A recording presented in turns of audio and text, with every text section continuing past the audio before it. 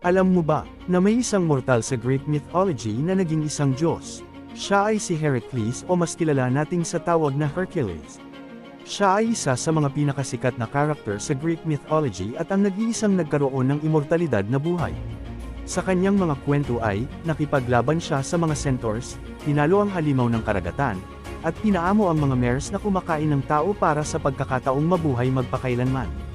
Siya ay anak ni Zeus at ng mortal na si Alcmena. Nang malaman nito ni Hera na asawa ni Zeus, ay lubha itong nagalit, walang hiniling si Hera kundi kasamaan ng sanggol.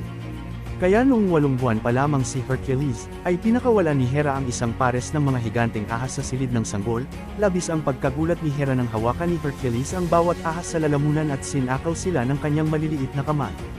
Sa katunayan, espesyal ang batang ito na may higit sa tao na lakas. Si Hercules ay may pagkamaitinite ng ulo. Siya ay may init na kasing lakas ng kanyang mga kalamnan, at kung minsan ay hindi makontrol ang kanyang sariling lakas, noong panahong tinuturuan siyang gumamit ng instrumento ng kanyang guro ay nadismaya si Hercules kaya't, binasag ni Hercules ang instrumento sa ulo ng kanyang guro, na naging sanhi para ikamate ito ng kanyang guro. Bilang parusa, ipinadala si Hercules upang manirahan sa isang rancho ng baka hanggang sa siya ay maging 18 taong gulang. Sa kalaunan, ay nakilala niya si Megara, ang anak ng isang mortal na hari, at naging kanyang kasintahan hanggang sa pinakasalan niya ito, at ang mag-asawa ay nagkaroon ng 3 anak na lalaki. Sa sandaling nakuha ni Hera ang kapana-panabik na balitang ito, ginawa niyang misyon na pigilin ang kaligayahan ni Hercules. Kaya't isinumpo niya ang demigod, nang bigla ang kabaliwan na hindi niya napigilan at naging dahilan upang patayin niya ang kanyang pinakamamahal na pamilya. Nang mawala ng ulirat si Hercules at napagtanto ang kanyang ginawa, nahulog siya sa isang malalim na kawalan ng pag-asa. Nakiusap siya na patawarin siya sa kanyang masamang nagawa. Isang orakulo o future teller ang nagsabi kay Hercules na kailangan niyang maglingkod kay Haring Eurystheus at kumpletuhin ang 12 gawain sa loob ng 12 taon.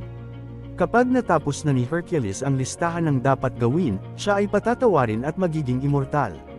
Kinailangan ni Hercules na gumawa ng kabayanihan upang makamit ang kapatawaran at immortalidad, mula sa mga Diyos, pagkatapos ng kanyang masamang nagawa.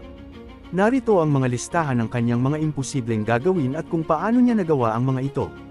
Ang unang gawain na ibinigay kay Hercules ay ang talunin ng Nemea.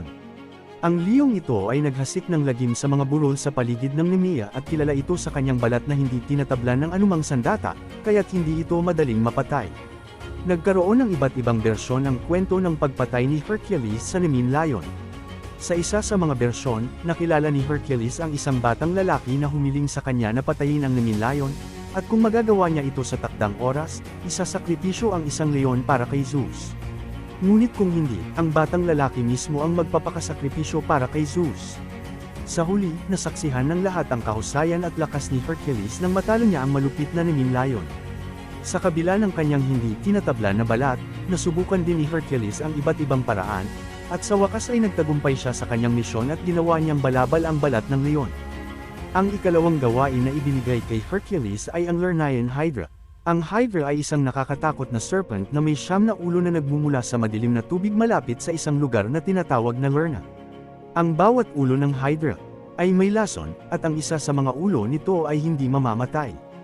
Ang Hydra ay hindi basta-basta matatalo. Sa tuwing puputulan ni Hercules ang isa sa mga ulo nito, 2 ang tumutubo sa lugar ng putol na ulo. Sa tulong ng kanyang pinsan o pamangkin, basta katuwang niya, na si Iolaus, naisipan nilang sunugin ang bawat putol na ulo upang hindi na ito makapagpatubo ng panibagong ulo. Sa ganitong paraan, napigilan nila ang Hydra na magpatubo ng higit pang mga ulo. Sa huli, natuklasan ni Hercules na ang iisang ulo ng Hydra ay hindi mamamatay. Ginamit niya ang kanyang espada upang putulin ito, at pagkatapos ay inilagay niya ang ulo sa ilalim ng isang malaking bato upang hindi na ito makalabas. Ang ikatlong gawain ni Hercules ay ang pagbuli sa Ceryneian Hind. Ang Ceryneian Hind ay isang napakalaking babaeng pusa na mas malaki pa sa isang toro, may ginto na sungay at mga kuko na gawa sa tanso. Ito ay naninirahan sa Cerynea, isang bayan sa Greece. Ang paghuli sa hind ay hindi madali dahil ito ay mabilis at mahirap hulihin. Sa kabila nito, nagpatuloy si Hercules sa kanyang misyon. Sa loob ng 1 taon, sinundan niya ang hind hanggang sa makarating ito sa River Ladon. Habang tumatawid ang hind sa ilog, bumagal ito at doon nagkaroon ng pagkakataon si Hercules na lapitan ito. Hindi niya ito pinatay dahil ang utos sa kanya ay hulihin ito ng buhay. Kaya't bago pa man makabangon ang hind, nahawakan na ito ni Hercules at dinala sa kanyang amo na si Eurystheus. Ang ika-4 na gawain na ibinigay kay Hercules ay ang paghuli sa Erymanthian boar. Ang Erymanthian boar ay isang napakalaking baboy ramo na may masamang ugali. Hindi madali ang gawain na ito dahil ang baboy ramo ay mabilis at mapanganib. Sa kabila nito, nagpatuloy si Hercules sa kanyang misyon. Sinundan niya ang baboy ramo hanggang sa makarating ito sa isang lugar na mayroong malamig na klima. Nagkaroon ng ideya si Hercules na gamitin ang klima para mapagod at mahuli ang baboy ramo. Pinatakbo niya ito sa buong araw hanggang sa ito'y mapagod. Nang mahuli niya ito, dinala niya ito sa kanyang amo na si Eurystheus ng buhay. Ang ika-5 misyon ni Hercules ay ang paglinis ng mga Augean stables. Ang Augean stables ay ang tahanan ng higit sa 3,000 mga baka na hindi nalilinis sa loob ng maraming taon. Ang utos sa kanya ay linisin ito sa loob lamang ng isang araw. Sa halip na magtrabaho ng mano-mano, nag-isip si Hercules ng matalinong paraan para malinis ang mga quadra. Ginawa niya ito sa pamamagitan ng pagbukas ng 2 malalaking ilog na dumadaloy patungo sa mga quadra. Dahil dito, nalinis ang mga quadra sa loob lamang ng isang araw. Ang ika-6 na misyon ni Hercules ay ang pagpatay sa Stymphalian birds. Ang Stymphalian birds ay mga malalaking ibon na may mga pakpak na gawa sa bakal at mga pakpak na nakakalat ng takot sa mga tao. Ang mga ibong ito ay naninirahan sa paligid ng Lake Stymphalus. Upang matupad ang kanyang misyon, ginamit ni Hercules ang isang kwintas na ibinigay sa kanya ni Athena. Ginamit niya ito upang palayain ang isang malakas na tunog na nagpapalipad ng mga ibon mula sa kanilang tirahan. Sa sandaling lumipad ang mga ibon, sinakmal ni Hercules ang mga ito gamit ang kanyang buslo at pana. Sa pamamagitan ng kanyang katapangan at katalinuhan, nagtagumpay si Hercules sa pagpatay sa mga Stymphalian birds at natapos ang kanyang ika-6 na misyon. Ang ika-7 misyon ni Hercules ay ang pagpatay sa Cretan bull. Ang Cretan bull ay isang malaking toro na may taglay na lakas at kapangyarihan. Ito ay naninirahan sa isla ng Crete. Sa kanyang paglalakbay, natagpuan ni Hercules ang Cretan bull at pinaghandaan ang laban. Gamit ang kanyang lakas at katalinuhan, nagtagumpay siya sa paghuli at pagpatay sa toro. Matapos niyang mapatay ang Cretan bull, dinala ni Hercules ang bangkay nito pabalik kay Eurystheus, ang kanyang amo, bilang patunay ng kanyang tagumpay. Ang ika-8 misyon ni Hercules ay ang pagkuha ng mga kontrabando ng mga mababangas na kabayo ng Thracian. Ang mga kabayong ito ay matatagpuan sa mga kagubatan ng Thracian at kilala sa kanilang kahayupan at kawalang kontrol.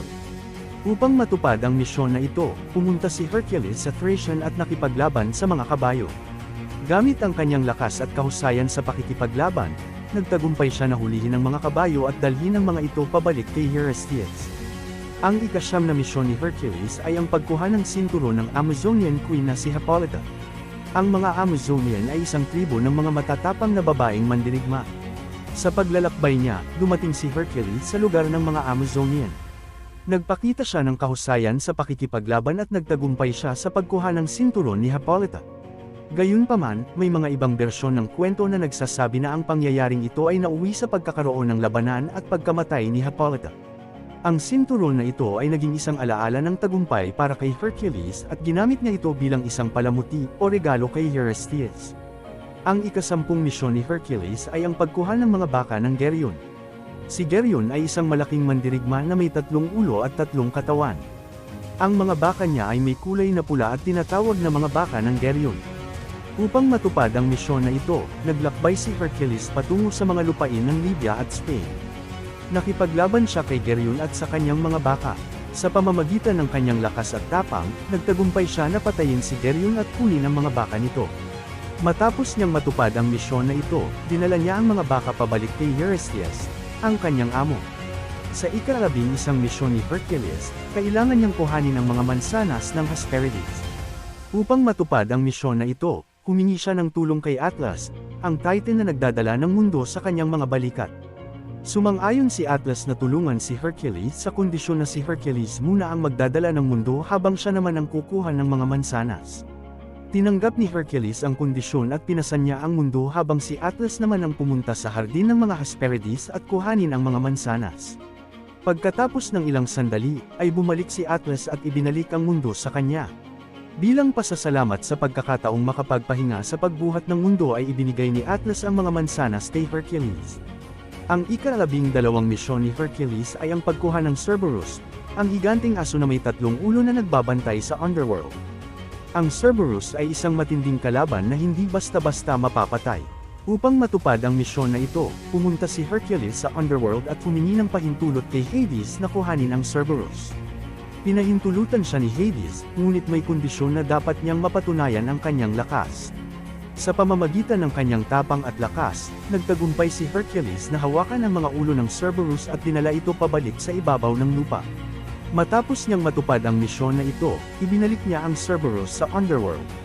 Ang mga kwento sa mga misyon ni Hercules ay ilan lamang sa mga bersyong aking nakalap, dahil sa mga panahong nagdaan, nadagdagan din ang mga bersyong ito.